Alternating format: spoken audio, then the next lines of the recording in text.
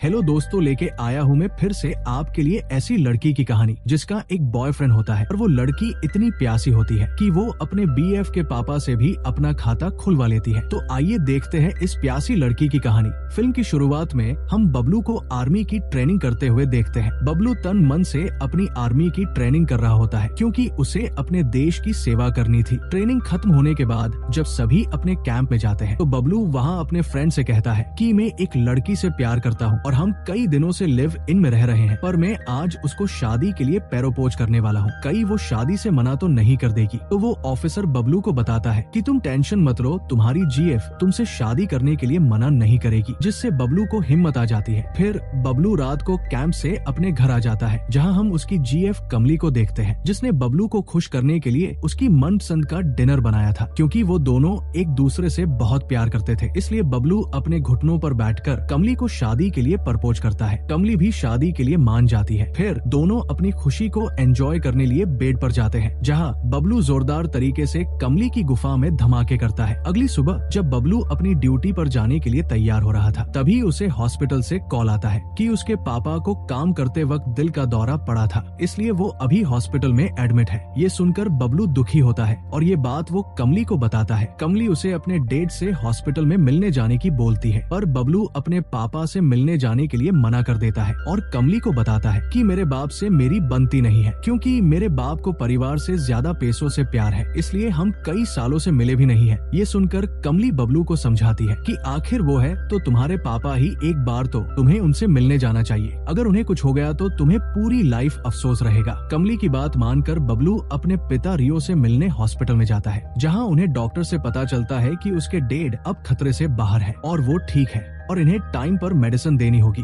और इनका ध्यान रखना होगा। पर बबलू के डैड घर पर अकेले रहते थे, तो अब उनका ख्याल कौन रखेगा। इसलिए कमली बबलू से बोलती है कि हमें इनके घर जाकर इनका ध्यान रखना चाहिए, क्योंकि कमली एक नर्स थी और वो रियो के साथ जाकर उनका ध्यान रखना चाहती थी। बबलू भी इसके लिए मान जाता है, जिसके बाद ये दोनों रियो की घर लेकर जाते हैं। रियो एक बिजनेसमैन थे, इसलिए उनका घर बहुत बड़ा और आलीशान था। कमली उनका घर देखकर बहुत खुश होती है, क्योंकि उसे नहीं पता था कि बबलू के पिता इतने अमीर इंसान हैं।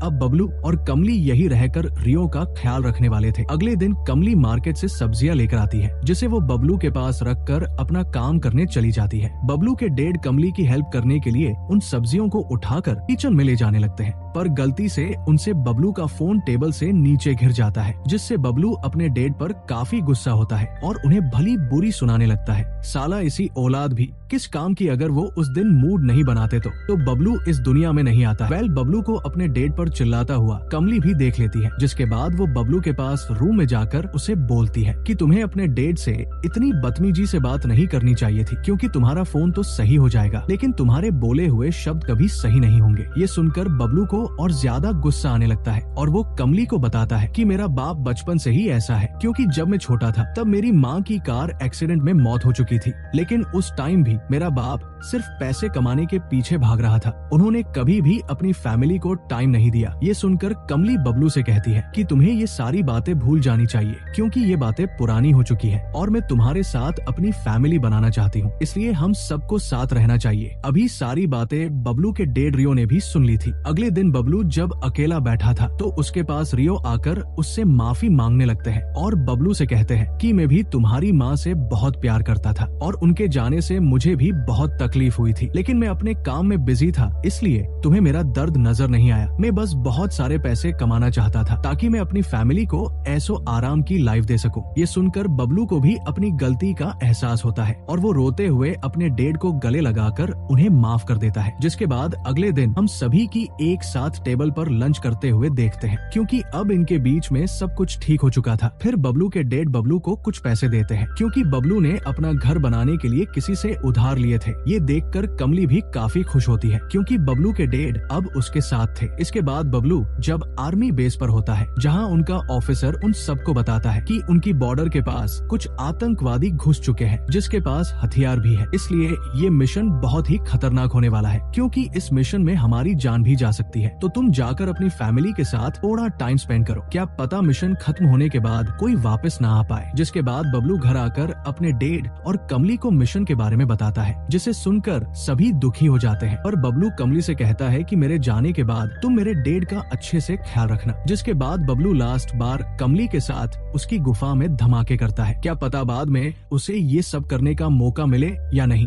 अगले दिन बबलू अपने मिशन पर जाने वाला था, इसलिए वो अपने डेड से मिलता है और कमली से मिलकर उसे अपने डेड का ख्याल रखने की बोलकर अपने मिशन पर चला जाता है। इसके बाद हम एक हफ्ते बाद का सीन देखते हैं, जहाँ कमली अपनी फ्रेंड निया के साथ बैठी हुई थी। कमली बबलू के जाने के बाद वापस से अपनी नर्स वाली जॉब पर चली गई थी, इसलिए कमली अपनी फ्रेंड निया से बोलती है कि एक हफ्ते से ज्यादा हो गया पर अभी तक बबलू का कॉल न मैसेज आया है, वो ठीक तो होगा ना। तो उसकी फ्रेंड कमली को समझाती है कि तुम टेंशन मत लो, शायद बबलू अपने मिशन में बिजी होगा, उसे जब भी टाइम मिलेगा वो तुम्हें जरूर कॉल करेगा। ये दोनों आपस में बातें कर ही रही थी कि तभी कमली को बबलू का कॉल आता है, लेकिन बबलू के यहाँ नेटवर्क अच्छे न होने की वजह से इन दोनों की बात सही से नहीं हो पाती। लेकिन कमली ये देखकर खुश थी कि बबलू सही सलामत है। इसके बाद कमली के पास झोला छाप डॉक्टर आता है, जो कमली को पसंद करता था और वो कमली से बात करने की ट्राई करता है, लेकिन कमली अपने प्यार को धोखा नहीं देना चाहती थी और वो बबलू से शादी करने वाली थी। जिसके बाद कमली अपने घर सफाई कर रही होती है, तभी उसके घर माया नाम की लड़की आती है, जो कि रियो की गर्लफ्रेंड और उसकी बिजनेस पार्टनर भी थी। माया रियो से कमली के बारे में पूछती है, तो रियो उसे बताता है कि ये मेरे बेटे की होने वाली वाइफ है। जिसके बाद रियो माया को लेकर ऊपर रूम में जाता है, जहाँ जाकर रियो और माया एक दूसरे को गर्म करने लगते हैं, जिससे रियो तबीयत से माया की गुफा में अपनी तोफ चलाता है। उससे ज्यादा ठरकी बूढ़ा मैंने कहीं नहीं देखा। अगले दिन रियो और कमली दोनों लंच कर रहे होते हैं, तो माया वहाँ फिर से आ जाती है, क्योंकि उसे लग रहा था कि रियो का कमली के साथ चक्कर चल रहा है और वो डेली उसके मजे लेता है। ये सुनकर रियो माया को खोपचे में ले जाकर समझाता है कि वो मेरी बहू है, मेरे बैठे के आने के बाद वो दोनों शादी करने वाले हैं। ये सुनकर माया को रियो पर थोड़ा भरोसा होता है और वो एक बार फिर रियो के साथ घोड़े की सवारी करती है, जिसमें उसे बहुत आनंद की प्राप्ति होती है। उधर कमली हॉस्पिटल में होती है, जहाँ झोला छाप डॉक्टर फिर से कमली के लिए नाश्ता लेकर आया था। अबे साले, यहाँ पिज्जा में लड़की सेट नहीं होती और ये नाश्ता लाकर लड़की को पटाना चाहता है। डॉक्टर को देखकर कमली उससे बोलती है कि हम सिर्फ दोस्त बन सकते हैं, इससे आगे हम नहीं बढ़ सकते, क्योंकि थोड़े ही दिनों में मेरी शादी बबलू से होने वाली है। दूसरी तरफ हम बबलू को मिशन पर देखते हैं, जहाँ दुश्मन एकदम से उनकी टीम के ऊपर हमला कर देते हैं। ब्लास्ट में बबलू और उसकी पूरी टीम के लोग मारे जाते हैं। बबलू की मौत की खबर सुनकर रियो और कमली सदमे में चले जाते हैं। बबलू के फौरन में उसके डेड दुखी होते हुए सभी को बताते हैं कि मुझे मेरे बेटे के जाने का गम है, पर मुझे इस बात की खुशी भी है कि उसने देश के लिए अपनी जान गंवा दी। अब बबलू की डेड बॉडी का अभी तक किसी को पता नहीं चला था, इसलिए वो बबलू का अंतिम संस्कार नहीं करते। बबलू की मौत से कमली सदमे में जा चुकी थी, इसलिए वो कुछ दिनों बाद रियो के घर को छोड़कर जाने लगती है, क्योंकि इस घर में उसे बबलू की याद आती थी। पर रियो के डेड कमली को जाने से रोक लेता है, क्योंकि उसे पता था कि कमली बबलू के जाने से सदमे है और कई उल्टा सीधा न कर ले, इसलिए वो कमली को यही उनके पास रुकने की बोलता है। रियो की बात सुनकर कमली थोड़े दिनों के लिए वही रुक जाती है। कमली वहाँ रुक तो जाती है, लेकिन वो पूरे दिन नशे में रहती है और हर वक्त बबलू की यादों में खोई खोई रहती है। एक दिन कमली बहुत ज्यादा ड्रिंक कर लेती है, जिसकी वजह से रियो कमली को उठाकर उसके रूम में छोड़ने आता है। कमली बहुत ज्यादा नशे में थी, तो उसे रियो में ही बबलू नजर आने लगता है, इसलिए कमली रियो को ही गर्म करने लगती है। पर रियो को ये सब गलत लगता है कि वो अपने बेटे की वाइफ को नहीं पेल सकता, इसलिए बबलू के डेड वहाँ से चले जाते हैं। अगले दिन कमली का नशा उतरने के बाद जब रियो और दोनों नाश्ता कर रहे होते हैं, तो कमली रात को जो हुआ उसके लिए बबलू के डेड से सॉरी मांगती है। तो बबलू के डेड कमली से रात को जो हुआ उसे भूलने की बोलते हैं कि तुम ज्यादा लोड मत लो, रात को ऐसा भी कुछ नहीं हुआ था। थोड़े दिन बीत जाने के बाद कमली धीरे धीरे बबलू के सदमे से बाहर आने लगी थी और वो बबलू के डेड के साथ अच्छे से वक्त बिताती थी, क्योंकि अब इन दोनों के बीच में अच्छी बॉन्डिंग बन चुकी थी। एक दिन बबलू के डेड कमली को बबलू के बचपन की फोटो दिखाने लगते हैं, जिसे दिखाते हुए रियो इमोशनल हो जाते हैं। तो कमली रियो को संभालती है और उन्हें अंदर रूम में ले जाकर अपनी जवानी का पानी पिलाने लगती है। अगले दिन दोनों एक दूसरे का खाता खोलकर बहुत खुश थे। तभी कमली को एक कॉल आता है, जिससे उसे पता चलता है कि बबलू अभी भी जिंदा है और एक हॉस्पिटल में एडमिट है। ये सुनकर कमली और रियो का फेस सड़ा सा हो जाता है, क्योंकि कमली ने अब बबलू के डेड से अपनी गुफा में उनके औजार को आने जाने का रास्ता दे दिया था। इसके बाद कमली और रियो आर्मी हॉस्पिटल जाते हैं, जहाँ बबलू एडमिट था। वहाँ कमली और रियो को पता चलता है कि बबलू को दुश्मन ने बहुत टॉर्चर किया और जब उन्हें लगा कि ये मर चुका है, तो उन्होंने इसको जंगल में फेंक दिया, जहाँ किसी अनजान आदमी ने इसे हॉस्पिटल में एडमिट करवा दिया, जिससे इसकी जान बच गई। इसके बाद बबलू को घर लेकर आया जाता है,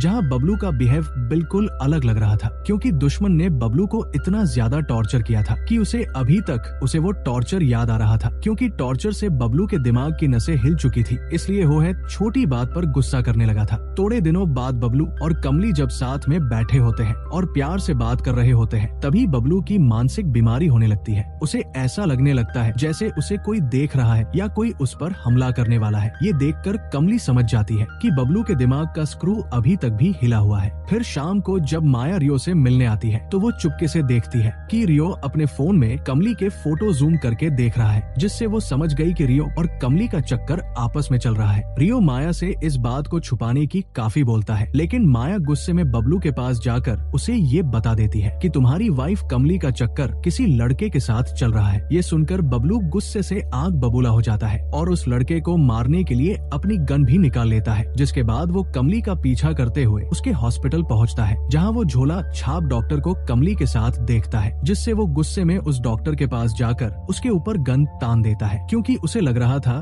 कि कमली का चक्कर उस डॉक्टर के साथ है। कमली किसी तरह बबलू को समझाकर घर लेकर आ जाती है, पर बबलू अभी भी बहुत गुस्से में था। अपना गुस्सा शांत करने के लिए एक बार में ड्रिंक करने जाता है और पूरी रात बैठकर नशा करता है। अगले दिन भी जब बबलू घर नहीं आता तो कमली और रियो दोनों परेशान होने लगते हैं। रियो किसी तरह कमली को संभालता है और कमली को गर्म करने लगता है, जिससे वो गार्डन में ही एक दूसरे को गीला करने लगते हैं और अंदर जाकर बातें करने लगते हैं। तभी बबलू भी घर आ जाता है और उन दोनों आपस में बातें करते हुआ देख लेता है। रियो बबलू को देखकर सोचता है कि साला अच्छा हुआ बाल बाल बच गए। जिसके बाद रात को तीनों साथ में बैठकर डिनर करने लगते हैं। तो बबलू उनको अपनी कहानी बताने लगता है कि कैसे वो उन दुश्मन से बचकर बाहर आया था। तभी बबलू अपनी गन निकालकर कमली के ऊपर तान देता है, क्योंकि बबलू को उन दोनों के अफेयर के बारे में पता चल गया था, क्योंकि बबलू ने उन्हें साथ में देख लिया था। रियो और कमली बबलू को समझाने की बहुत कोशिश करते हैं, लेकिन बबलू किसी की नहीं सुनता। बबलू मारना तो इन दोनों को चाहता था, लेकिन लास्ट में वो खुद को ही शूट कर लेता है और इसी के साथ इस मूवी की हैप्पी एंडिंग हो जाती है। Thanks for watching.